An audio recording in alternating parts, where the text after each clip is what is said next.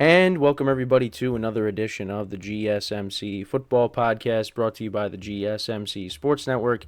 As always, I'm your host, Kenneth Grunfelder, and it's great to have you guys here on this Wednesday, April 17th. We have a lot to talk about on the show today. Before I get into everything we're going to discuss today, I just want to remind you guys, as always, to tip or donate and get your comments recognized, make sure to go to the following link. That is GSMCPodcast.net. Again, that really helps the show, makes the show more interactive between myself, the host, and you guys, the viewers. Again, that is GSMCPodcast.net. And as always, it is displayed on the ticker at the bottom of the show segment down below. So with that being said, let's get into what we are going to discuss on today's show. So we're going to start off the show. We're going to talk about the Cowboys. Some comments made by Stephen Jones, and we'll get into what he has to say about their offseason, why the Cowboys approached the offseason the way they did. Then in the second part of the show, we'll talk about Patrick Mahomes and some of his comments regarding, being up there as one of the greats, the greatest of all time. So we'll get into what he had to say. Then we'll talk about some mock drafts. I know that I haven't really talked about it, but we'll get into some of the mock drafts. Look at some of the experts' mock drafts, like Peter Schrager. If you want to call them experts, but yeah, we'll look at Peter Schrager's mock draft, his most recent one. We'll look at some of the other mock drafts as well, and I'll give you my thoughts on them. And then in the final part of the show, we'll talk about a pair of quarterbacks in the AFC South. We'll talk about Trevor Lawrence and his comments on a new contract, as well as Shane Steichen, the head coach of the Indianapolis Colts, talking about Anthony Richardson and his rehab from his injury that ended his season last year. So, with that being said, let's get into the first topic, which is talking about the Cowboys and the kind of offseason that they have had or haven't had. And we'll talk about Stephen Jones and his comments on why the Cowboys offseason was quiet. So, let's get into what exactly he had to say. So, he made an appearance on 105.3 The Fan, and this is what he had to say about the offseason that the Cowboys have had. We spent max money year in and year out. All 32 can only spend the same amount of money over a 5-year stretch. When we're all said and done, we max out our salary cap every year. We will have done that, and what comes with having a good roster, which we do, we are also looking towards signing our own guys. It doesn't mean it happens. It doesn't mean it happens overnight, but when you're wanting to sign players like Dak and Micah and CeeDee, then certainly you have to hold money back if you want to have a realistic chance of signing those guys. So, and those three guys will be looking for new contracts. And on top of that, the Cowboys didn't really have a lot of cap space going into this offseason. So, yeah, they're looking to re-sign those guys. So it really comes down to they want to bring back their 3 stars on the team. So Dak will obviously his contract will remain unchanged for 2024, which we'll see what happens if they end up bringing him back or if he ends up leaving. I know I discussed his cap situation, even if he does leave, because the Cowboys still have a couple of years tacked onto his contract, even if he does leave as a free agent, which would cause a massive dead cap hit. And that could be a problem for the Cowboys. But again, we'll see if they end up bringing him back. Then you got CeeDee Lamb, who's going to be approaching free agency in 2025 and can potentially sign an extension sooner. Now, I talked about yesterday how he didn't attend voluntary workouts for the Cowboys. And we also did talk about in the production meeting whether he should hold out or not. And maybe he ends up doing that, because I know that's been kind of circulating around whether he should hold out or not, and that might end up being the case. Then you also have Micah Parsons, who's likely to have his 5th-year option picked up, keeping him under contract through 2025. The Cowboys could push money into the future with an extension for Lamb, but decisions may come after the draft. Cowboys are likely not finished with roster construction, but might not make big moves until after the draft. Despite the quiet offseason, the defending NFC East champions are still active in shaping their roster. Now, they actually did make a move yesterday. They signed running back Royce Freeman, who's been around for a while. He's 28 years old. They signed him to, I believe, a 1-year deal. And last year with the Rams, had 319 yards rushing and 2 touchdowns. Yeah, he's been in the league since 2018. Got drafted by the Broncos, spent some time with the Panthers, spent some time with the Texans, and then again, most recently, spent some time with the Rams. So now the Cowboys bring him in, a veteran running back. So that's what they end up doing. Instead of bringing back Zeke and or maybe Dalvin Cook. But with this move, they are still expected to, at least in an article I'm looking at right now with that has the signing, they are still expected to select a running back in the draft. So, and yeah, he was a 3rd-round pick in 2018 with the Broncos. So, but they bring in a veteran running back. Not a splashy name, but again, somebody that provides depth. So that was another minor move that they made. But yeah, most likely they are going to address a lot of their needs in the draft, and then we'll see what they do after that.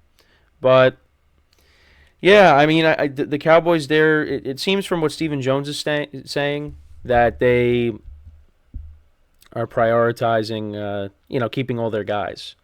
And, I've said, well, you're not going to be able to keep everybody, but maybe they can. The problem is now is if you sign all these guys, now again, they could do what they've done with Dak's contract and push the money to later years. Spread the salary cap around. They could do that. But again, it's going to be hard to, build your roster when you got 3 guys making a ton of money. And it seems that's the direction we could be going in if, with what Stephen Jones is saying ends up being true, that they want to keep all their guys. But it is going to be interesting how all this kind of unfolds here, because you got Dak, who's going to be playing Dak's going to be playing under his current contract, and they can't franchise tag him, so we'll see how those negotiations end up playing out. Then you got CeeDee Lamb, who could be holding out, so he could get his contract before Dak does, or maybe not. And then you got Micah Parsons, who eventually is going to have to get paid too. So it's they got some big decisions that they have to make, and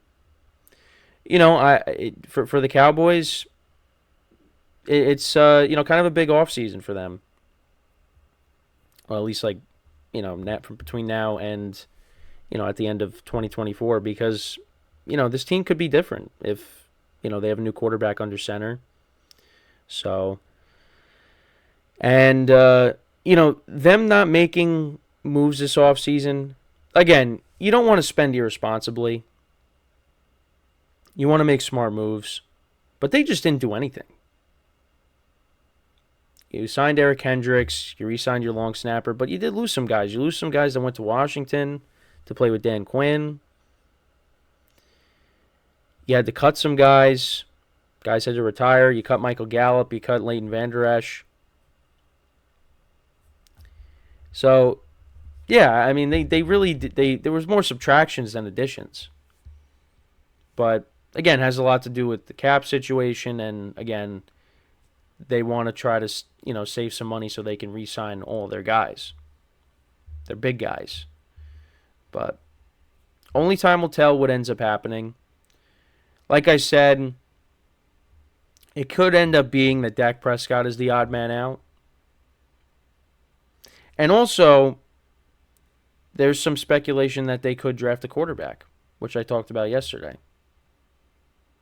And we'll see if they end up following through on that. Because again, you still got Trey Lance on the roster, I believe. And, maybe the Cowboys give him a shot if Dak ends up leaving. But we'll see. I mean, Trey Lance still is only 23. And, has gotten limited playing time because he's gotten hurt. But, the Cowboys did trade for him. So he could be a backup plan in case Dak decides to leave, and they can't reach a long-term deal with him. Because I mean that is a possibility. We never really got a fair assessment of what Trey Lance could do, and he has won games, but again, we never really have gotten a fair assessment because he's been hurt, and it's he was with the 49ers. I mean, that was a great spot for him. It's just again, it just didn't pan out. So we'll see what ends up happening. But, yeah, I mean, the Cowboys having a quiet offseason does have a lot to do with the players that they want to keep. And that's their 3 stars, in Dak, in CeeDee, and Micah Parsons. So, and again, like I've said, I expect the Cowboys to be at least a playoff contender, be a team that, has a chance to win their division with the Eagles, but nothing more than that. I don't really expect them to go any further than the divisional round. They couldn't even get out of the first round. So that's kind of my ceiling for the Cowboys. And next week we got the draft, which I can't even believe it's upon us.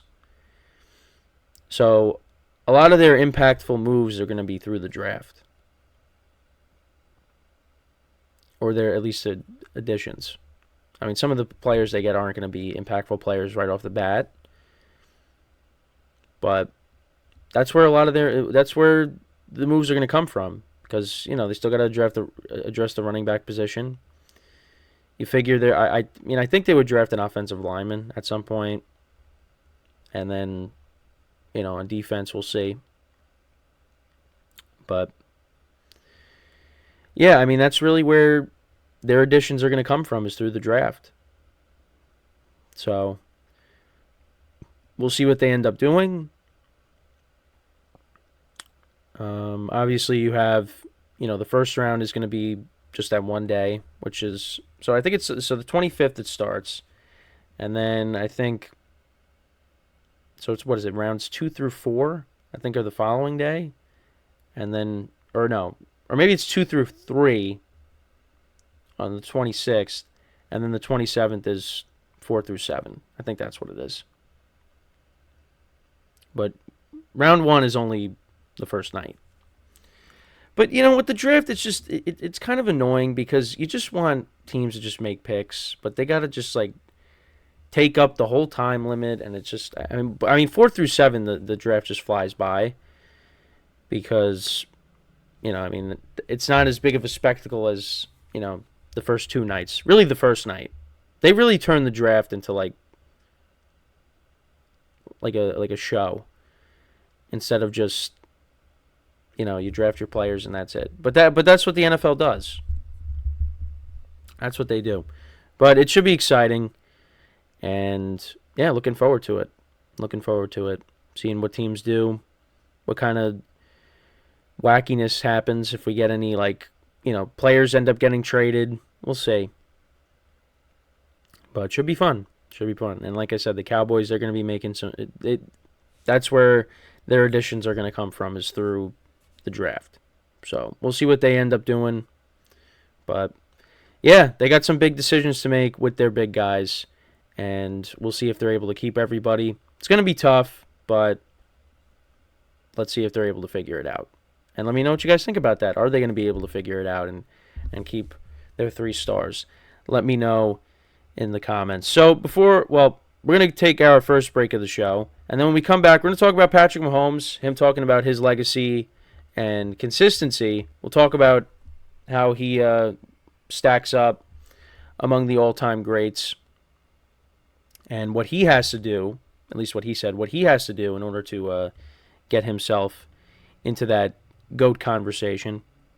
So that is what we will discuss when we come back from our first break of the show. So with that being said, stick around, and we'll be right back here on the GSMC Football Podcast.